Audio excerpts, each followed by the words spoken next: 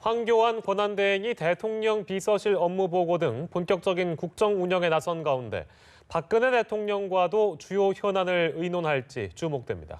고건 전 권한대행은 면담을 피했지만 당시와는 상황이 다르다는 의견도 나옵니다. 윤석희 기자입니다. 고건 전 대통령 권한대행은 63일간의 대행 기간 노무현 전 대통령을 한 번도 만나지 않았습니다. 고 전 권한대행은 회고록에서 노 대통령이 나에게 업무 지시를 했다는 오해를 받는다면 상황이 더욱 악화될 수 있다고 밝혔습니다. 황교안 권한대행 역시 박근혜 대통령을 따로 만나 국정을 의논할 가능성은 크지 않다는 게 지배적인 관측입니다. 직무 정지 중인 대통령과 만날 경우 법적 논란을 초래할 수 있기 때문입니다. 청와대 관계자는 박 대통령에게 보좌진의 비공식적인 보고도 이루어져서는 안 되는 것으로 알고 있다고 말했습니다.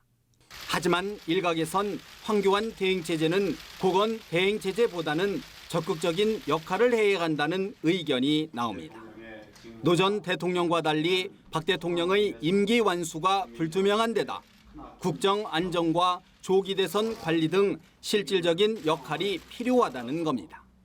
정치권에서는 1960년 4.19 당시 3개월여간 과도 정부를 이끌며 내각제 개헌과 총선을 치른 허정 수반을 거론하는 시각도 있습니다.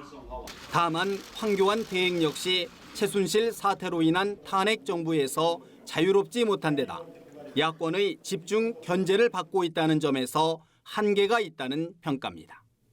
특히 역사교과서 국정화, 사드 배치 문제 등 주요 현안을 놓고 자기 목소리를 낼 경우 거센 후폭풍을 감당하기 어려울 것이란 전망입니다. 연합뉴스 TV 윤석입니다.